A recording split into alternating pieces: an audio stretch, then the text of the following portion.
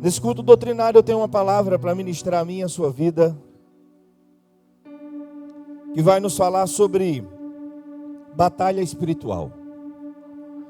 Nós vivemos no mundo espiritual, totalmente inseridos nele, e precisamos ter o conhecimento bíblico a esse respeito. Eu quero ministrar sobre isso, na verdade, começar a ministrar sobre isso hoje. E eu preciso posicionar a igreja. E toda orientação que é dada desse púlpito tem que ter obrigatoriamente como base a palavra de Deus. A nossa postura e o nosso ensinamento terá sempre por base a palavra. Amém? Igreja amada, precisamos orar ainda mais. Precisamos jejuar ainda mais. Precisamos nos consagrar ainda mais. Viver cada vez mais a palavra. E eu tenho entendido da parte de Deus que se essa postura de consagração, de busca, de oração, de jejum, não partir da liderança, jamais chegará aos liderados e assim à igreja como um todo. Precisamos verdadeiramente ser uma igreja que ora, que jejua, que se consagra, que sabe o peso e a importância da oração. Não oração para desencargo de consciência, não oração antes da refeição, não oração antes de dormir ou quando acordar. Eu estou falando de um estilo de vida. Eu estou falando de vida de oração. Creio e aguardo, porque como temos falado nesse lugar, nada aqui é por manipulação, nada aqui é por forçação de barra. Ou o Espírito Santo de Deus age, ou ninguém tem poder para fazer nada. É na dependência do Espírito que existimos e somos igreja. Tudo tem que ser pelo mover e pelo fluir do Espírito Santo de Deus. Creio e aguardo que o Espírito Santo vai completar essa obra. Irmãos, viveremos sim o mover do Espírito de uma forma intensa em nossa geração, mas muito certamente a próxima geração nessa igreja vai desfrutar muito mais do que a gente está desfrutando, assim eu creio. E oro para que o Espírito Santo nos desperte verdadeiramente a caminharmos com discernimento, equilíbrio, sempre pautados na palavra, mas totalmente guiados pelo Espírito de Deus. A liderança dessa igreja, o ministério dessa igreja, o pastor dessa igreja, tem esse entendimento que eu vou compartilhar com você nessa manhã. Então, se você é líder nessa igreja, não de forma forçada ou pressionado para tal, mas você precisa desenvolver naturalmente essa visão. Porque senão fica complicado. A palavra é muito clara quando ela diz: andarão dois juntos se um não estiver de acordo. Eu creio, como Paulo falou aos Efésios, que há uma unidade do Espírito que deve conduzir toda a igreja. Se você concorda, diga amém. Agora considere comigo um fato. Precisamos ter todo cuidado para não achar tudo natural. Há uma visão aderida por muitos. Não, isso também é exagero. O mundo espiritual não se move dessa forma. Aí não. Aí também já é fanatismo. Para que jejuar, irmão? Tem gente que acha que o jejum não é para os nossos dias. Eu já fui questionado dentro da igreja que o jejum, a prática do jejum coletivo, não é para os nossos dias. Com base em que o santo ou a santa afirma isso? Onde é que a Bíblia nos ensina que a gente não pode convocar a igreja para orar, para jejuar, para se consagrar? Não existe, irmão. É inadmissível. A prática do jejum é algo que tem que fazer parte da nossa vida sempre. Se você concorda, diga amém. O que acontece nessa visão naturalista do mundo espiritual, aderido por muitas pessoas, para muitos, as forças demoníacas e sobrenaturais têm pouca ou nenhuma força e influência em nossa vida, no nosso cotidiano. Quer você creia ou não, todos estamos inseridos nessa realidade espiritual. Quer ver uma coisa? Considerando a nossa sociedade, tiroteio em escolas, assassinatos em série, bruxaria, magia negra, o mal que assola a sociedade em várias áreas, a corrupção, quase sempre são considerados como questões que não se explicam espiritualmente também. Para muitos, tudo se explica apenas, não que não seja também o que eu vou dizer aqui, mas há também a questão espiritual que nós, como igreja, precisamos entender. Senão, o secularismo dominou a igreja já. O mundo adentrou a igreja já. Ouvi de um pastor que quanto à questão do homossexualismo, o que precisa ser resolvido na Bíblia são 3 versículos, é o fim dos tempos. Porque não são apenas 3 versículos. Lá no Gênesis, quando ele diz, façamos macho, ish, no hebraico, e fêmea, ishá, pontudo e côncavo, já fazendo menção ao órgão genital. Ele fez macho e ele fez fêmea. E como diz Eclesiastes 3,14, tudo que Deus faz durará eternamente. Nada pode ser acrescentado e nada pode ser retirado. E Deus faz assim para que os homens o temam. O secularismo não pode adentrar a igreja. Eu não posso ter uma visão secular, viver essa visão naturalista do mundo espiritual. O que rege o mundo espiritual é a palavra de Deus. Então, para muitos, tiroteio em escolas, assassinato em série, corrupção, são considerados por inúmeras causas, menos a espiritual. Se explica como, por muita gente aí? Resultado de uma infância traumática, não que não seja, mas a questão espiritual também existe, sim ou não? Alguns explicam como? Não é a exposição excessiva à violência, a desilusão, a alteração do estado da consciência, drogas, doenças mentais, transtornos. Para muitos é apenas uma questão emocional, social. Não, irmão. Nós somos o físico, o bio, o psíquico e o espiritual. Essa é a nossa constituição. Quem nos fez assim foi Deus. E eu quero deixar muito claro para a igreja qual é a nossa visão acerca disso. Porque estamos orando pouco para o que Deus tem feito em nosso meio. A gente precisa orar muito mais. A gente precisa andar de joelho. De joelho. Porque Deus tem se movido de uma forma poderosa em nosso meio. Amém? Nós não temos essa visão pela palavra como igreja, essa visão naturalista. IBK, entendemos que o mundo espiritual existe de fato e que a igreja luta com as armas que são poderosas em Deus para a destruição de fortalezas. As armas com as quais lutamos não são humanas, mas são poderosas em Deus para a destruição de fortalezas. Precisamos sim, sobretudo, viver a palavra, nos consagrar, jejuar regularmente, orar e orar mesmo. Quero até passar um pente fino no grupo de intercessão lá. Na verdade, início de março, iremos fazer uma reunião com todos os líderes da igreja para passar um pente fino, com quem a gente pode contar, com quem a gente não pode. Vai permanecer nos grupos aqueles que estão realmente de forma ativa para aquilo que o grupo existe. Intercessão, quem não estiver mais orando, por favor, não minta, porque Deus conhece tudo. Se você não está, pede para sair do grupo sem problema nenhum. Porque ali é para a gente orar. Espero que esteja funcionando. Espero que quem se comprometeu esteja cumprindo. Porque o propósito aqui é de domingo a domingo ter alguém orando e jejuando pelo menos 12 horas por dia. De domingo a domingo. Aí a gente pode receber vendendo água, porque o preço da água baixou. A gente está vendendo agora por R$1. receber uma oferta de R$2.000 no semáforo. Um pacote fechado.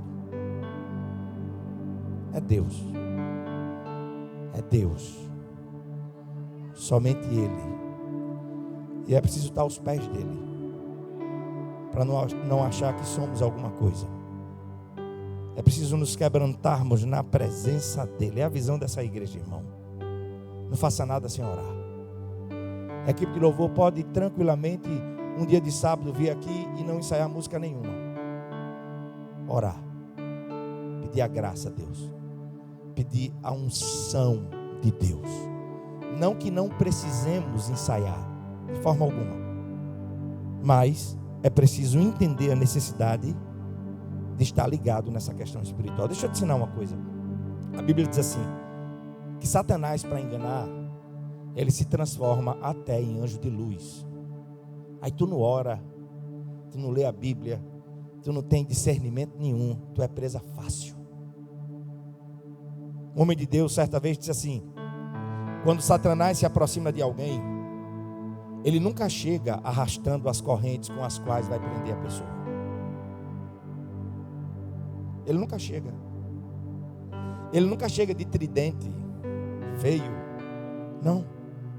Ele chega, moça, com um rapaz de 1,80 m perto de você para detonar sua vida emocional. Para chegar até você e destroçar você por dentro. E depois sair da sua vida como um aventureiro. Usar, abusar. E se você não tem discernimento, você se entrega.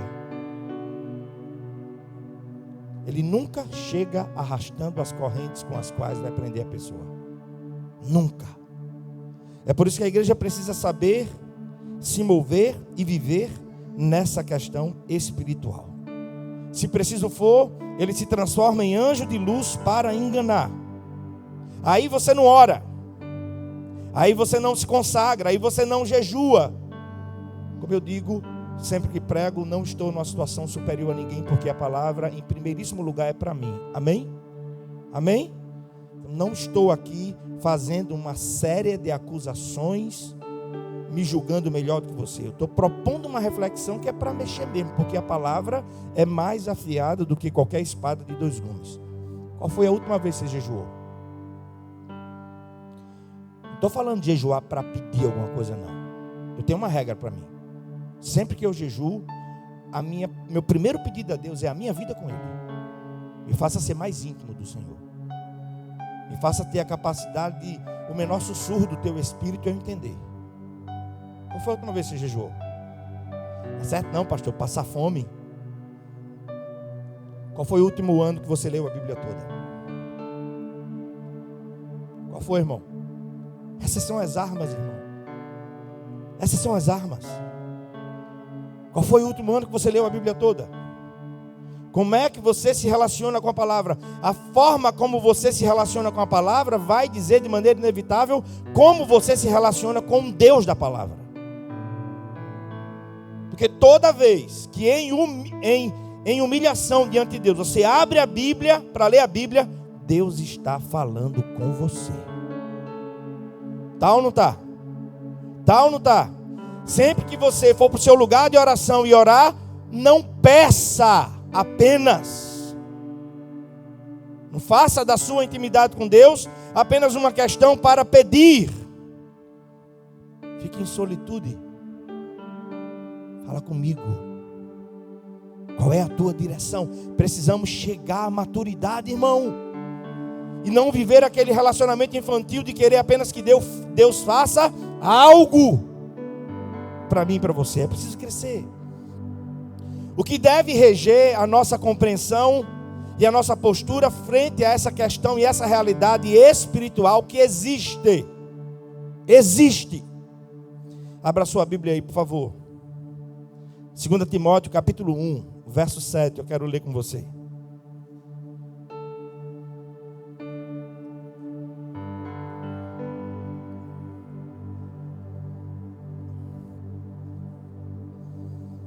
Segunda Timóteo, capítulo 1, verso 7. A orientação dada por um pastor experiente a um jovem pastor. Se você achou, diga glória a Deus. 2 Timóteo capítulo 1, verso 7. Pois Deus não nos deu um espírito de covardia, mas de poder, de amor e de o quê? Equilíbrio. Diga comigo assim, moderação. Fale mais forte, diga assim, moderação. Pois Deus não nos deu espírito de covardia, mas de poder, de amor e de moderação. Igreja amada, a moderação evita os extremos. A moderação exercita a contenção. Moderação tem tudo a ver com autocontrole. A moderação é uma coisa boa, extremamente necessária, mas sejamos sinceros, viver uma vida de moderação é um desafio, principalmente em nossa cultura ocidental, que vive saturada de excessos. A sociedade ocidental vive nos extremos. A Bíblia nos ensina que o excesso não funciona bem. E nos ajuda a entender como e por que devemos viver uma vida de equilíbrio. Mas o extremo não é só aquele que vê demônio em tudo. Esse é um extremo. O que não acredita em nada e acha que tudo é natural, também é outro extremo. E a igreja precisa viver para isso precisa de discernimento. Para saber o que é espiritual. Para entender, por Deus lhe dar a capacidade de saber o que é demoníaco. O que é que vem para aprisionar. Não pode haver espírito de covardia, nem de timidez. No espírito, sejamos ousados, sejamos intrépidos, estejamos com uma vida consagrada, rendida aos pés do Senhor, e assim você será um instrumento poderoso nas mãos do Eterno. Poderoso. Falando da igreja que lhe deu muito trabalho, Paulo diz assim, em 1 Coríntios capítulo 3, verso 1 e 2. 1 Coríntios capítulo 3, verso 1 e 2. Irmãos, não pude falar a vocês como espirituais, mas como a carnais, como a crianças em Cristo.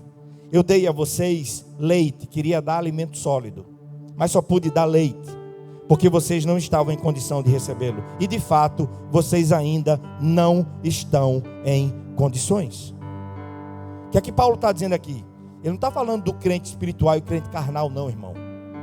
Não, ele está falando que existem dois tipos de pessoas salvas: as maduras e as imaturas.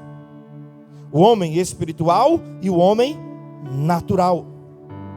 A igreja de Corinto deu muito trabalho ao apóstolo, com algumas pessoas que se diziam espirituais, quando na verdade eram imaturas e carnais. Você conhece o texto de 1 Coríntios capítulo 13, verso 11, quando Paulo disse: quando eu era menino, eu falava como menino, eu pensava como menino, eu raciocinava como menino, mas quando me tornei homem, deixei para trás as coisas de menino. Essa igreja vai crescer no espírito. Essa igreja vai se fundamentar cada vez mais na palavra. Ninguém vai chegar nesse púlpito e pregar qualquer coisa. Pregaremos sempre uma mensagem simples, mas a palavra. A palavra. É esperado, é aceito, é normal que uma criança pense, compreenda, fale, haja, sinta, reaja como criança. Mas também é esperado que a criança amadureça, se torne um rapaz, depois um homem, e comece a agir, falar e pensar como adulto. É bem verdade que nem todos podem dizer como Paulo, mas eu espero que você possa. Porque infelizmente muitos continuam a falar, sentir e pensar como crianças, mesmo quando o tempo de criança já passou. Contudo, não cresceram, não amadureceram, e a própria vida comprova a sua imaturidade. Não podemos ser uma igreja imatura. Uma igreja totalmente focada com os valores e os alvos do reino de Deus. Esse púlpito, nesse ministério, nunca será um balcão de negócios. Traga o seu dízimo e eu resolvo o seu problema. Tenho poder para resolver o problema de ninguém, nem os meus. Venha para cá e receba a palavra. Cristo seja formado em você e em mim. Sejamos confrontados. Saia daqui com raiva de mim ou de quem estiver pregando. Mas se foi a palavra, resolva com o dono da igreja. Nunca será um balcão de negócios, mas sempre uma exposição simples e pura da palavra. Agora escute. A imaturidade não se caracteriza apenas por aqueles que vão ao extremo do fanatismo. Aqueles que veem demônio em tudo. Não apenas nisso. Mas aqueles que não possuem a capacidade de fazer a devida leitura do mundo espiritual também é uma criança. Também, querido, por favor, não esteja em nenhuma liderança dessa igreja se você não entender e concordar com a necessidade de oração, porque você vai dar trabalho. Se você não concordar, se você achar que você não precisa jejuar, se humilhar diante de Deus. Eu tenho começado a mostrar para os pastores. Com Alex, sexta-feira eu chamei Alex. Vem cá, Alex. Vem ver o que é os bastidores da igreja. Vem ver o nosso compromisso até segunda-feira. E segunda-feira depois eu vou mostrar para ele. Como a gente sempre posta, né, irmão? Quando a gente paga a mensalidade do terreno lá. É milagre após milagre. Homem nenhum tem capacidade de mover o coração, as mentes e as intenções de muitas pessoas. Não tem. Ou a igreja depende dele, ou não dá certo, irmão. Concorda comigo? Infelizmente, é com tristeza e pesar que eu digo isso. Nessa pandemia, muitas igrejas, não poucas, fecharam. A gente aumentou os cultos. Nessa pandemia, a gente cresceu mais de 20%. Quem é que faz isso? Verdadeiramente ninguém pode tocar nessa glória, irmão. Porque se tocar, as coisas dão para trás. Dá para você entender como é que a gente tem que caminhar? Dá para você entender que a igreja tem que caminhar de joelho na presença dele? Dá para entender que há uma batalha espiritual? Essa semana eu tive que falar com o dono da Construaço. E disse: esses aços têm que chegar no nosso terreno em nome do Eterno. Eu tenho que prestar contas para no mínimo 1.300 pessoas. Cadê esses aços? Pagamos em outubro. Boa parte já chegou. Mas outra parte foi direcionada essa semana para Construaço. Estava no pátio da empresa e não havia sido entregue. Coincidência? É, irmão? Eu prefiro achar que não. Aquilo ali vai ser um lugar de salvação, irmão. É por isso que a gente fala sobre a campanha, faça adesão à campanha, participe. Mas eu sempre digo, não deixe de. Eu sempre dou ênfase nisso. Não deixe de orar. Não deixe de apresentar. Porque a oração de um justo pode muito em seus efeitos. Elias orou pedindo que caísse fogo do céu e o fogo caiu. Caiu ou não caiu? Elias orou e cheio de autoridade e intrepidez para honrar o nome do Senhor, disse: sobre a minha palavra durante 3 anos e meio não chove. E Deus assinou no céu, não vai chover. Se vivermos a autoridade que o Senhor nos dá para transitarmos nessa questão espiritual, ligaremos algumas coisas aqui nessa terra e será ligado no céu. Para ligarmos, não são os nossos devaneios, os nossos caprichos. Iremos ligar tudo o que a palavra de Deus já nos fala. Tudo tem por base a palavra. Amém? 1 Coríntios capítulo 2, versos de 14 a 16. Nós lemos assim: quem não tem o Espírito, não aceita as coisas que vêm do Espírito, porque para eles parece loucura, eles não são capazes de entendê-las, porque elas não são discernidas espiritualmente. Querido, se você não tem a visão espiritual do que Deus está fazendo aqui, deixa eu te dizer, porque chega até a mim, fecha a tua matraca. E não fica falando assim, não, ó, eu acho que o pastor deu um passo maior que a perna. Não sei se vai conseguir não. Vai, irmão. E tu vai desfrutar também, Tomé.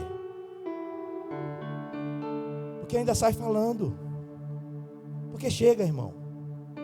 Graças a Deus o couro está ficando cada vez mais grosso. Não insensível. Mas para aguentar as pancadas. Porque quem fala, via de regra, não ora, não contribui e ainda empresta a língua para o capeta. Saiba transitar nessas questões espirituais. Se você ficar com a sua matraca fechada e orando, você já ajuda muito. Amém? Ou você acha que o que a gente está vivendo é uma imposição minha para com a igreja? Não, irmão, meu coração está descansado nisso. A gente está vivendo o que Deus tem para a gente. Amém? Olhe para o seu irmão e diga assim: ore, irmão. Diga assim: ore mais, viu?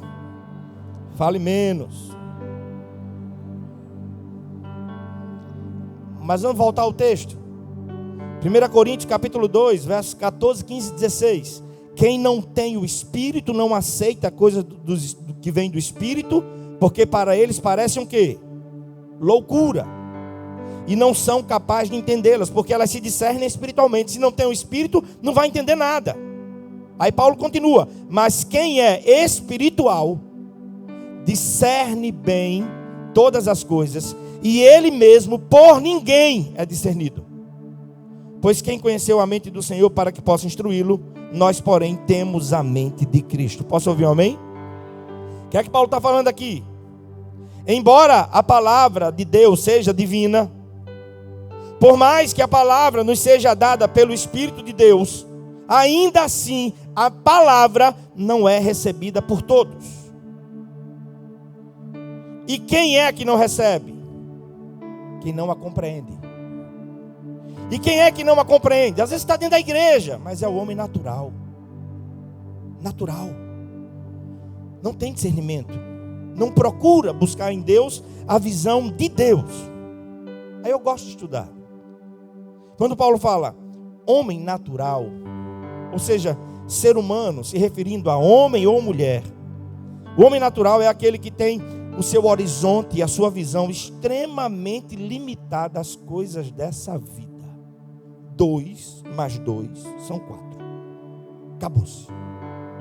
Ele não passa disso. A visão está limitada ao palpável, ao que se explica pela mente. Apenas isso. A igreja não se move dessa forma. A igreja não vive nessa dinâmica. Não vive. Já o espiritual, a que Paulo se refere, é aquele que dá lugar ao Espírito de Deus. Para quê? Para lhe ensinar. Para tirar as escamas dos seus olhos. Para tirar a obstrução dos seus ouvidos. Para lhe dirigir, para lhe orientar em um tudo. Porque quando o Espírito de Deus entra na vida de uma pessoa, ele muda todas as coisas. O homem espiritual em nada é melhor do que o homem natural. A única diferença é quem? É o Espírito que tomou conta dele. Não há nada nele mesmo que o torne melhor do que o homem natural, a não ser a entrega ao Espírito de Deus. E aí, irmão, na minha e na sua vida temos 2 inclinações: a carnal e a espiritual. Você tem vivido por qual? Só tem essas 2 inclinações. Ou vivo na inclinação da carne, ou vivo na inclinação do Gálatas capítulo 6. Os que vivem na inclinação da carne vai colher o quê? Destruição. Mas os que vivem na inclinação do Espírito colherá a vida eterna. E aí, carnal ou espiritual? É interessante porque esse nome espiritual já ficou algo meio até que mal visto, né? Quer ser o espiritual. Não, irmão, você tem que ser mesmo. De forma moderada, você tem que ser mesmo espiritual. Tem que ser, você precisa ser. Eu preciso ser. Assim tem que ser a nossa vida. Falando dessa questão de batalha espiritual, do mundo espiritual, olhe comigo para Jesus. No início do seu ministério, uma batalha ferrenha. Mateus capítulo 4. Tentado no deserto pelo diabo. O diabo usa a palavra. Tu tem quanto tempo de crente? Não conhece a palavra? Não sabe manusear a palavra? Nós não seremos uma igreja infantilizada. Seremos uma igreja firmada na palavra. Quando Jesus está no deserto, o diabo usa o quê? Para tentar Jesus? A palavra. Ele usa a palavra. A Bíblia diz que os demônios creem que tremem. Eles creem melhor que muito crente, que eles sabem quem é Deus. Se você lembra, Marcos capítulo 1, versos de 21 a 28, diz assim, deixa eu ler para você. Eles foram para Cafarnaum e logo que chegou o sábado, Jesus entrou na sinagoga e começou a ensinar. Todos ficavam maravilhados com seu ensino, porque ele ensinava como alguém que tem autoridade e não como os mestres da lei.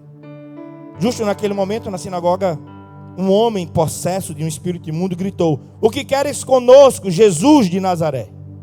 Ficou possesso. "Viestes para nos destruir?" Está na Bíblia, irmão. Isso não é coisa de fanático, não. Isso é a dinâmica do mundo espiritual. Agora, há uma autoridade que precisa ser exercida pela igreja. Seria melhor, mais cômodo, querer dizer que você precisa de mim para orar. Se alguém se manifestar, ligue para mim. Ligue não, irmão. Vá lá em nome de Jesus, bota a mão, ore e ele vai ser liberto em nome de Jesus. Ou vai correr? Vai correr? Eu vi uma pessoa rastejar de barriga para cima, debaixo de uma mesa com 6 cadeiras. Eu vi já. Eu vi. Cuidado para a nossa visão não se voltar apenas para as coisas desse mundo físico. Porque, como diz A.W. Tozer, o único mundo real de fato é o espiritual. Porque as coisas visíveis vão passar. Diz Paulo. As que não vemos, essas é que são eternas. Carnal ou espiritual? E aí o homem possesso disse: "Que queres conosco, Jesus de Nazaré? Vieste nos destruir? Sei quem tu és, o Santo de Deus." Jesus, na mesma hora, o texto vai relatar: "Cale-se e saia dele." Repreendeu Jesus o espírito imundo, sacudiu o homem violentamente e saiu dele gritando. Todos ficaram tão admirados que perguntavam uns aos outros: "O que é isso? Um novo ensino?" E outra, com autoridade. Até os espíritos imundos ele dá ordens e eles lhe obedecem.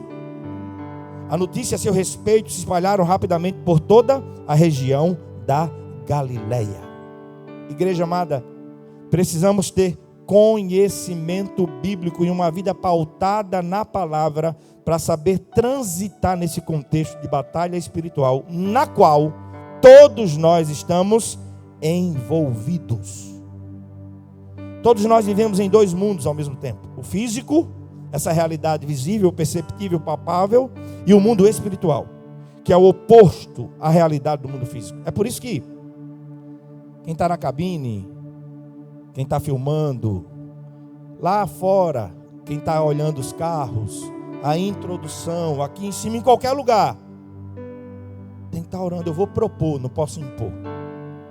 Mas quem for realizar algum trabalho na casa do Senhor, quando vier, venha em oração, venha em jejum, porque é uma luta tremenda. Nunca estive tão consciente disso na minha vida, porque hoje entendo que enquanto pastor auxiliar, era privado de muita coisa, como proteção. Não conhecia em detalhes os bastidores da igreja. E aí salta aos olhos, ao coração e à mente a extrema importância de orar. Irmão, ninguém aqui tem contrato para trazer dízimo. Pastor Tess disse assim para mim, quando eu fui lá no terreno, ele fez, para fazer isso aqui tem que ter fé, tem que ter direção de Deus e tem que ter um pouco de loucura. Porque senão não faz não. É verdade ou não é? Mas Deus tem honrado ou não? Tem honrado ou não? Estou fazendo a minha leitura agora no livro de Josué. Irmãos, há uma coisa muito interessante. Para tudo, a gente precisa procurar saber a direção de Deus. Para tudo. Josué vai lá, como Deus mandou, destrói as muralhas de Jericó. Depois, capítulo 8, eles vão contra a cidade de Ai. Uma cidade bem pequena. Aí os líderes de Josué dizem assim: não precisa ir com todo o exército não. 2, 3 mil homens está bom. Aí a Bíblia vai dizer: e ele não consultou o Senhor. Sabe por quê? Depois de uma vitória dessa em Jericó, a gente vai no automático, sim ou não? Sim ou não? Se Deus deu vitória lá, agora vai dar também. Deu não, irmão. Porque eles foram como eles quiseram, não como Deus mandou. Os líderes de Josué disseram: leva apenas 2, 3 mil homens. Quando eles oram a Deus, sabe qual foi a orientação do Senhor? Leve todo o exército. Mais importa agradar a Deus do que aos. Se você não lê a palavra e você não ora, me diga qual é a proeza que você faz para ouvir Deus. Como é que você ouve Ele? Como é que você toma as suas decisões? Irmão, como é que você direciona a sua família?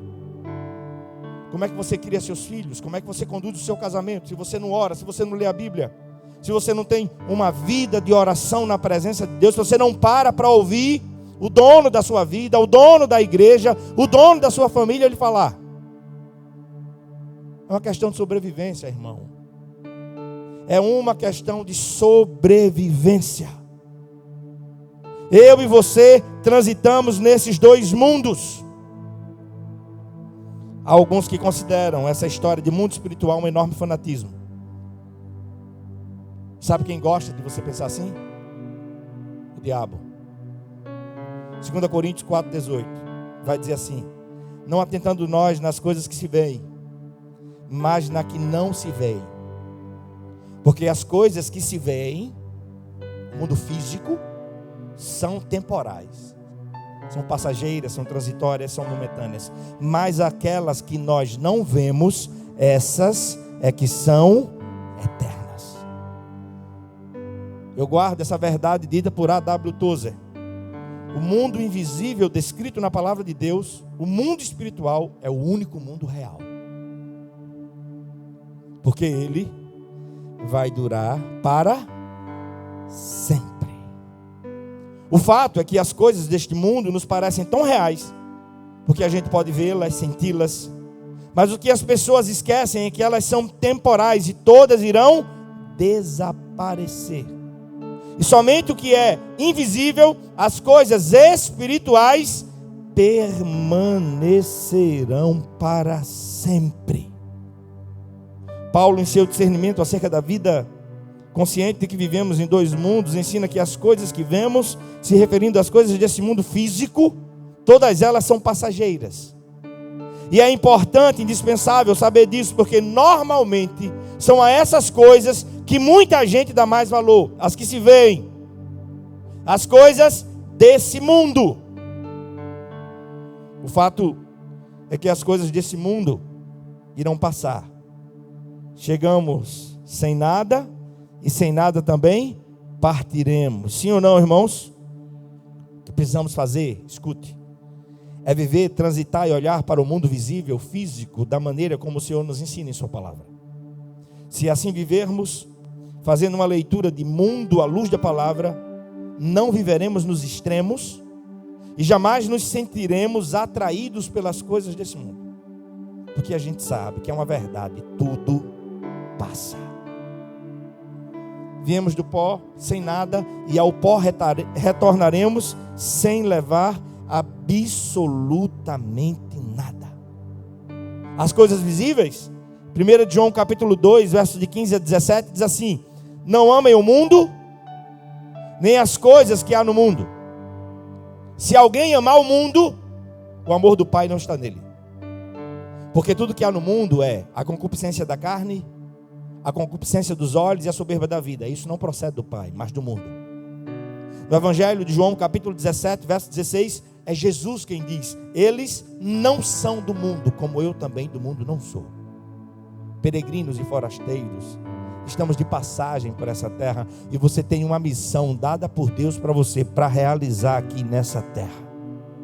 Estamos no mundo, mas não somos desse mundo. Estamos de passagem por ele, mas eu entendo e creio que todos nós precisamos viver uma vida equilibrada. De fato, espiritualizar tudo, demonizar todas as coisas é um grande equívoco, um estilo de vida muito perigoso.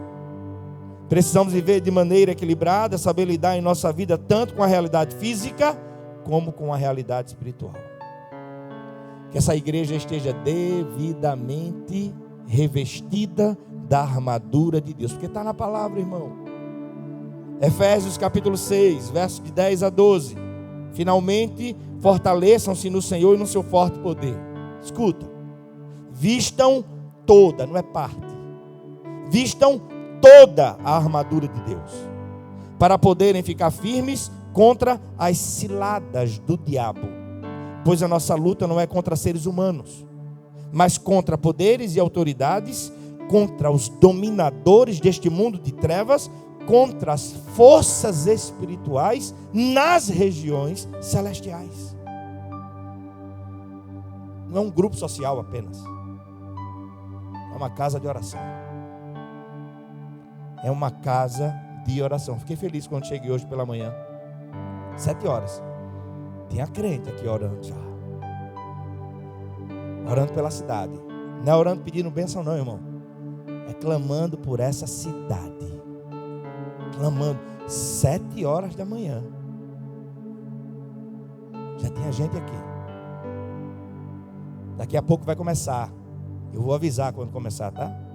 Quinta-feira, 6 horas da manhã, de 6 às 7. E mais na frente a gente vai ter manhãs de oração, porque essa igreja vai se mover em oração. Vai. Essa é a visão que Deus tem me dado com base na palavra. Para a gente encerrar, depois eu continuo. A nossa luta, diz o texto de Efésios 6, não é contra a carne, não é contra o sangue. Aí tem lá um abençoado no teu trabalho que te persegue. A tua luta não é contra ele.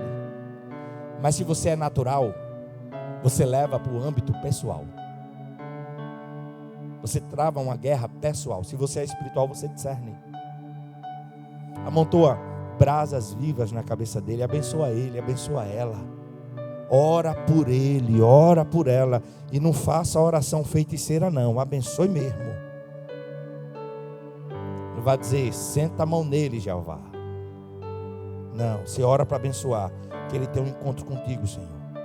Que a amargura desse coração seja retirada. Que esse azedume não venha mais azedar a vida dele, em nome de Jesus. Isso cansa, irmão. A questão espiritual cansa ou não cansa? Cansa, irmão. Dia de domingo, depois do 4º culto, estamos mais quebrados que arroz de terceira. Por isso a folga é na segunda.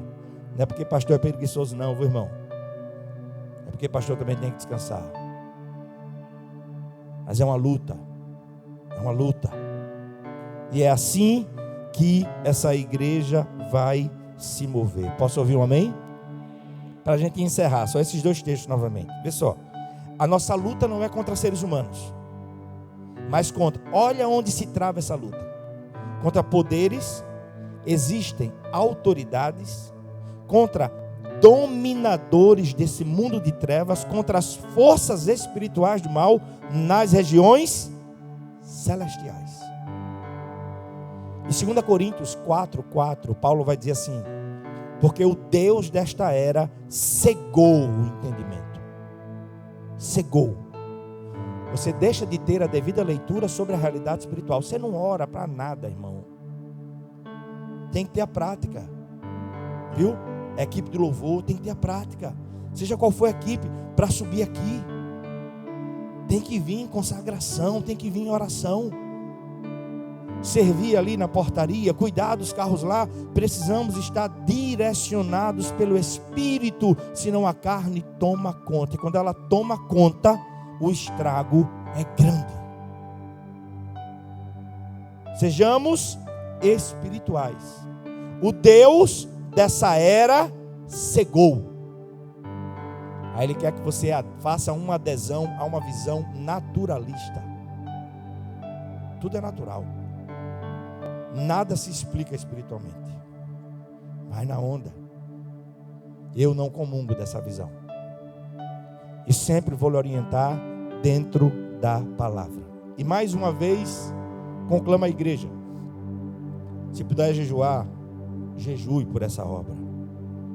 Mas ore mesmo, irmão, mesmo. Ore mesmo. Clamando, apresentando tudo ao Senhor. Pastor, apertou alguma coisa, foi? Deixou de pagar alguma coisa? Não, irmão, está tudo na paz. Só estou lhe falando porque é assim que a igreja se move. Estou forçando barra aqui para dizer que você tem que trazer. Não. O Espírito Santo de Deus que move seu coração, não sou eu não. Mas essa igreja vai se mover dessa forma. E a minha oração é que o Espírito de Deus traga essa consciência para todos. Amém?